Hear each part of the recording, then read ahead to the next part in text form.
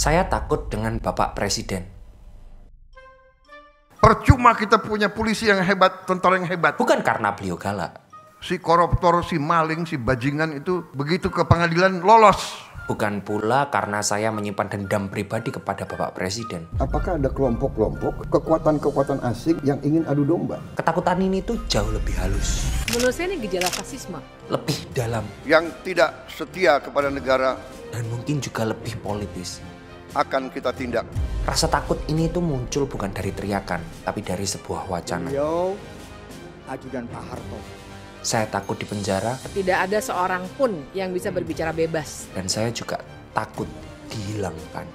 Dengan tidak ragu-ragu akan kita singkirkan. Tapi kali ini, saya tidak ingin membahas siapa yang benar dan siapa yang salah. Saya hanya ingin mengajak Anda untuk berpikir serta mempertanyakan sebuah wacana yang terdengar biasa, tapi membawa gema yang tidak sederhana. Dan gema itu bernama Prabowo Phobia. Selamat datang di konten LVW. Selamat menikmati.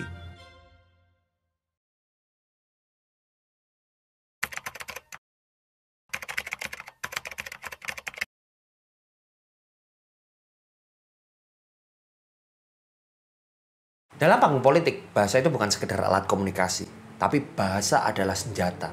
Senjata buat apa? Senjata untuk merekayasa persepsi, mengonsolidasi kekuasaan, dan juga menanamkan ideologi.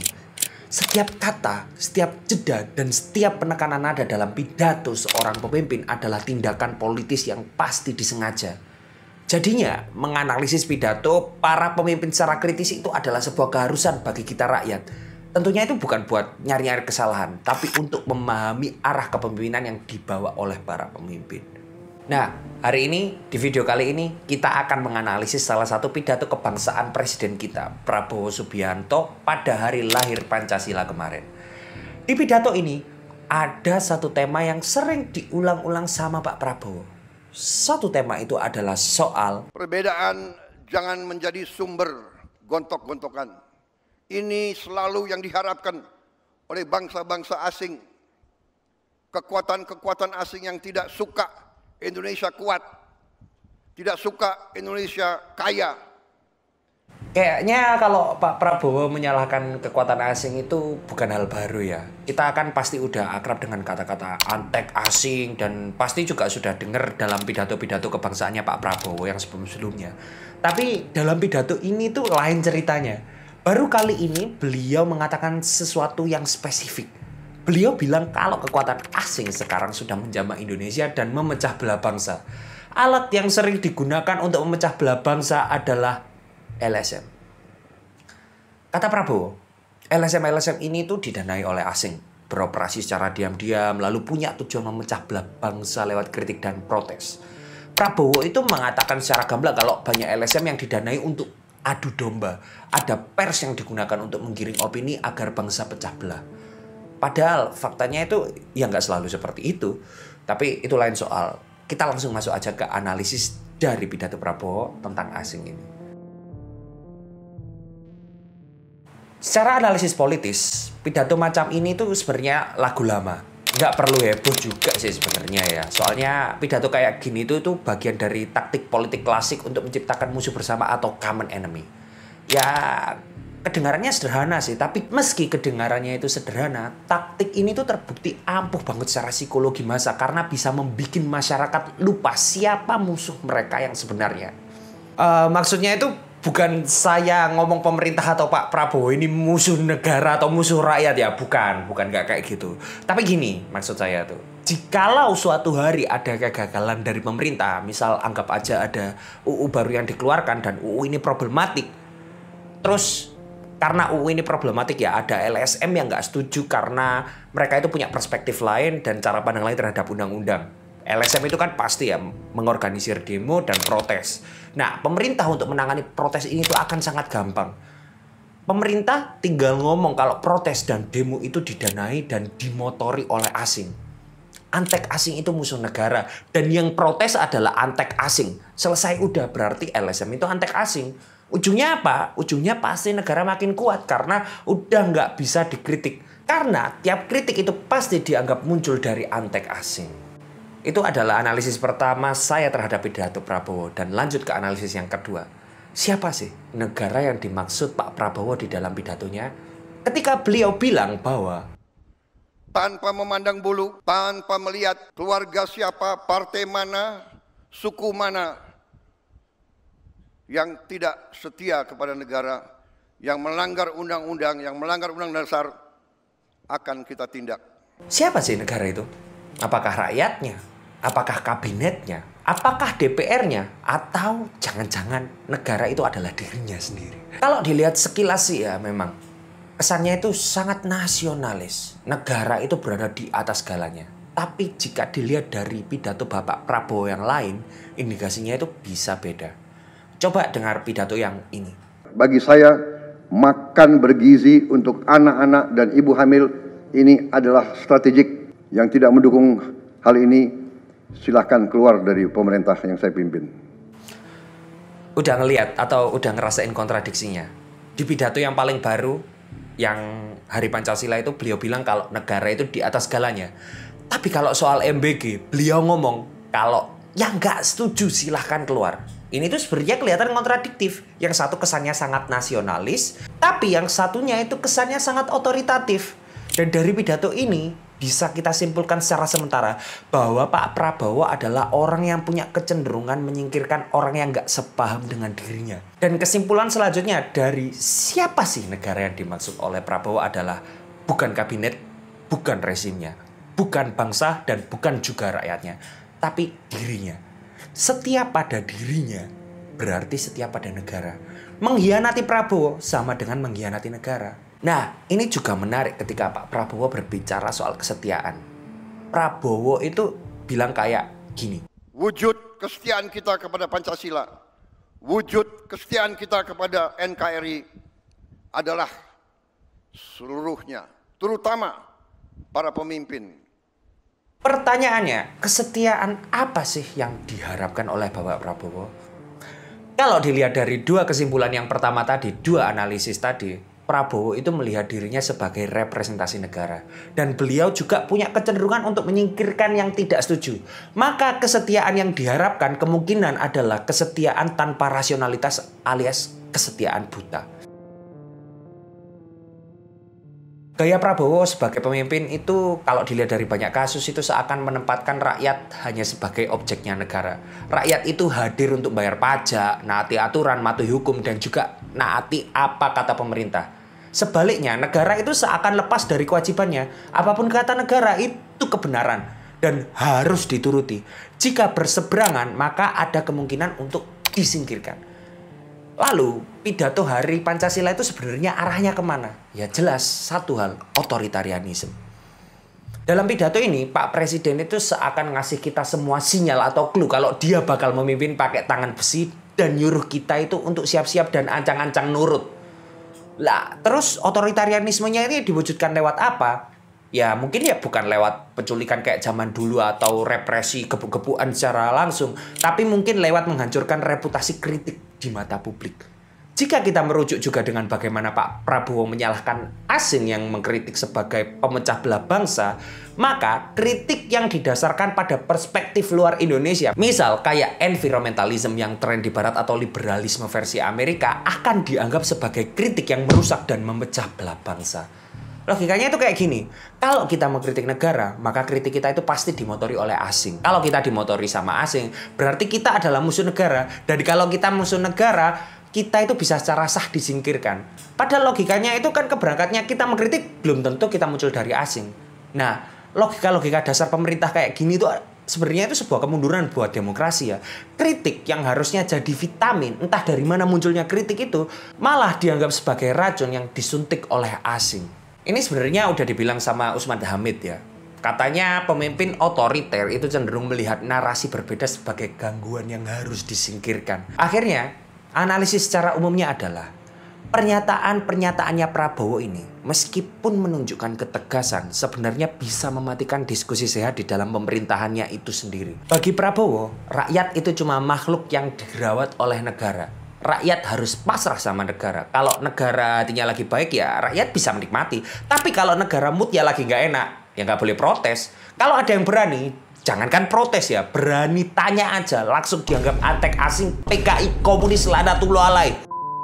Ditambah lagi, memperkuat analisis ini, memperkuat kesimpulan ini, akhir-akhir ini juga lagi banyak narasi soal kritik itu harus solutif. Kritik gak boleh bikin gaduh, atau kritik itu harus santun. Ini tuh jelas mengarah pada pengurangan jumlah kritik kepada pemerintah, dan ketika kritik itu offset dikit aja, langsunglah kritik itu ditanggalkan. Padahal kritik itu bisa jadi bener walaupun offset dan aura-auran ya. Sukatani itu kemarin adalah contohnya.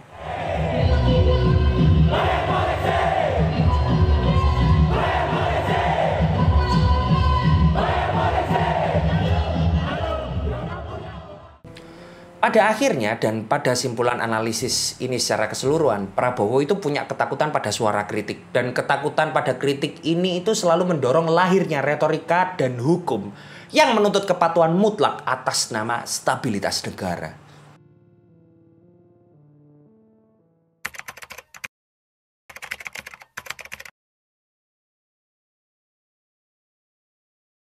Nah, disinilah kita baru masuk ke pembahasan utama di video ini, yaitu istilah Prabowo-fobia.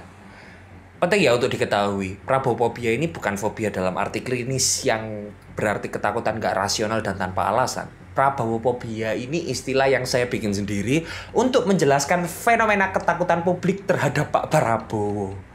Prabowo-fobia secara definisi adalah ketakutan akan Prabowo yang disebabkan alasan sosiohistoris dan hadir untuk merespon kebijakan, narasi, serta kontroversinya. Prabowo-fobia ini tanda tandanya adalah merasa sinis, antipati, atau bahkan takut secara harfiah kepada tindakannya Prabowo selama beliau menjadi presiden. Saya sekarang ini bukan tanpa dasar ya, tapi basis teorinya ada di satu jurnal yang judulnya Paranoid Government Disorder. Oh ya, sebelumnya saya pengen berterima kasih kepada Fawaid Abdullah Abbas yang sudah menulis satu artikel di The Conversation tentang Prabowo yang civil phobia. Tulisan ini ngasih saya inspirasi yang cukup untuk membuat sebuah premis. Jadi kayak gini, Prabowo itu takut dengan sipil. Secara teoritis, sebuah pemerintahan yang takut pada sipil ini akan berusaha mengontrol masyarakat lewat tindakan-tindakan represif. Tindakan represif ini tuh ditujukan untuk membuat warga mudah diatur dan nggak rusuh. Tapi alih-alih menurut dengan tenang, warga itu malah akhirnya takut. Akhirnya warga memanifestasikan ketakutannya itu lewat protes, lewat kritik, atau bahkan lewat konfrontasi secara langsung. Ketakutan warga ini kemudian dilihat oleh pemerintah sebagai bukti bahwa mereka memang sedang diserang. Yang akhirnya memicu lebih banyak lagi tindakan represif dan gitu terus berputar ya. Jadi, nyatanya ketakutan ini tuh bersifat dua sisi. Negara itu takut masyarakat ngerusuh, tapi warga negara juga takut haknya dilecehkan. Udah kayak lingkaran setan, dan kali ini tuh fasenya adalah kita, rakyat sipil yang takut dengan pemimpin yang ternyata juga takut dengan kita. Nah, Prabowo-fobia itu sebenarnya adalah sebuah paradoks. Kita itu takut sama Pak Prabowo. Tapi Pak Prabowo ini sebenarnya bukan begal, bukan juga kriminal, dan bahkan beliau ini orang yang kemarin menang pemilu dengan citra gemoy dan citra oke gas. Oke gas, nomor 2, Donald. Prabowo ini tuh bukan orang yang menakutkan, tapi kenapa kita takut? Jawabannya adalah karena dalam politik, memori publik dan asosiasi historis itu susah untuk dihilangkan. Pak Prabowo ini tuh kena tyrannical stain dari rezim Orde Baru. Cerita-cerita Orba itu serem-serem. Selama 32 tahun orang-orang hilang itu biasa. Nggak setuju dikit, langsung sikat. Ada kritik, hantam. Ngelawan dikit, hilang. Latar belakang Bapak Prabowo sebagai figur sentral militer di penghujung era Orba itu akhirnya bikin masyarakat makin kalut. Prabowo itu juga mantunya Soeharto. Ada banyak fakta kalau Prabowo itu punya asosiasi dengan rezim yang pernah bikin bangsa ini tuh sengsara. Akhirnya ya gimana nggak curiga dan gimana nggak takut coba. Tapi ketakutan ini tuh, meski keberadaan bentuknya itu bisa dipertanyakan secara mental, tetap bisa dibuktikan secara faktual. Apa faktanya? Lihat coba, ada berapa demo yang muncul di masa awal rezim ini. Ada berapa media yang keras mengkritik. Dan yang paling sering ditemui, ada berapa meme yang menertawai presiden dan tingkah-tingkahnya. Hidup Jokowi! Lalu yang terakhir, ada berapa berita yang menceritakan betapa mengerikannya konsekuensi dari mengkritik presiden kita hari ini. Ini sekedar pengingat ya, RUU TNI itu sempat jadi kontroversi selama berminggu-minggu. Program makan siang gratis yang ambisius dan ngabisin uang itu kontroversinya pun nggak 1-2 kali. Ada yang keracunan, ada yang dapurnya nggak dibayar, tapi tetap jalan meski kritik ada dari sana-sini. Dan yang paling asik adalah kejadian Soal etik. Enggak semua etik. Nah, meski kejadian dasmuetik ini diklarifikasi sebagai candaan ya, bagi publik kayaknya frasa ini tuh lebih dari sekedar umpatan atau cemoohan. Kata-kata ini tuh dianggap sebagai cerminan sikap anti kritik dan penolakan terhadap etika sebagai pilar fundamentalnya kepemimpinan. Pada akhirnya Prabowo fobia itu bisa jadi hal baik dan juga bisa jadi hal buruk ya. Karena bagaimanapun Prabowo itu juga manusia yang bisa benar dan bisa salah. Tapi fakta yang tidak bisa ditafikan adalah bahwa pemerintah kita hari ini itu juga takut dengan dinamika masyarakatnya sendiri. Yang akhirnya membuat kita lebih takut kepada mereka.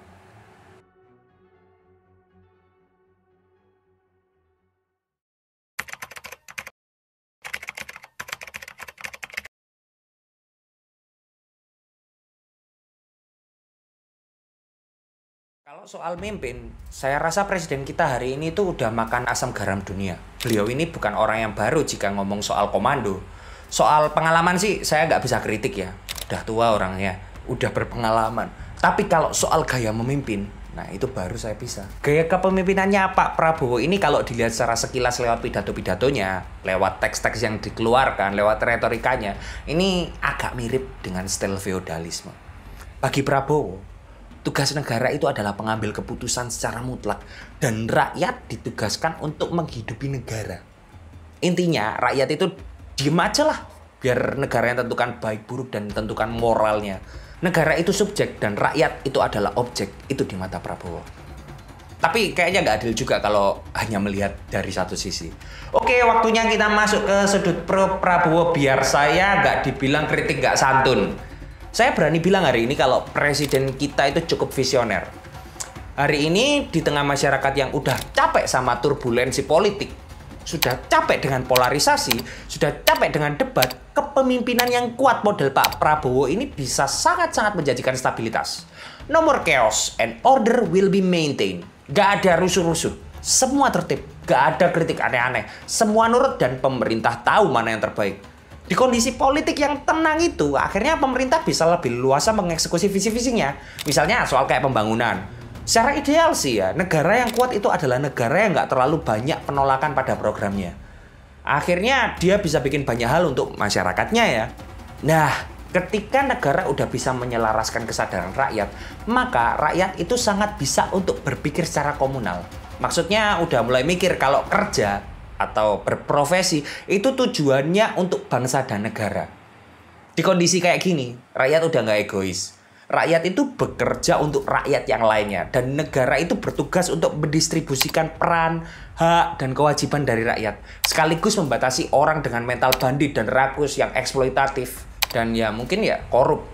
Dengan supremasi negara, ide yang sangat idealis kayak gini itu bisa terjadi. Kesenjangan itu bisa dikurangi lewat distribusi aset orang kaya ke orang miskin. Pendidikan itu bisa diratakan. Nggak ada sekolah buat si kaya dan nggak ada sekolah buat si miskin. Semua orang itu bisa setara di hadapan negara. Nah, jika Presiden Prabowo itu benar-benar setulus yang pernah digambarkan oleh almarhum Gus Dur, maka ada seberkas harapan beliau bisa mewujudkan dunia ideal yang kayak gitu. Tapi ya, lagi-lagi Prabowo itu manusia. Dan manusia dengan kekuasaan absolut itu punya kecenderungan untuk korup juga secara absolut.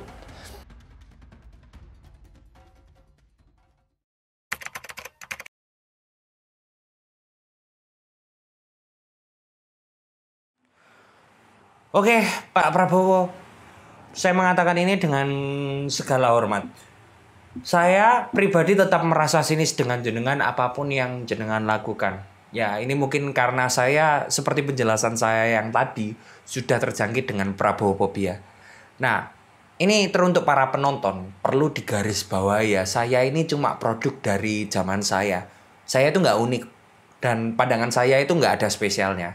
Di luar sana, saya yakin ada jutaan warga negara lainnya yang diam-diam juga merasakan ketakutan atau kondisi serupa dengan saya. Maka, jika video ini tuh sampai di beranda jenengan sekalian, tujuan saya itu bukan untuk mengajak sampean-sampean biar takut secara buta kepada Pak Prabowo. Tujuan saya itu adalah untuk membedah dan menjelaskan sebuah kondisi psikologis politis yang mungkin nyata di sekitar kita. Video ini tuh cuma upaya untuk memberi nama pada sebuah ketakutan, memahami akarnya, dan menegaskan bahwa rasa takut itu juga bagian dari hak serta respon yang sah dalam sebuah negara demokratis. Pertanyaan terakhir untuk kalian semua, dan silakan debat di kolom komentar. Apakah kalian juga terjangkit dengan Prabowo Phobia?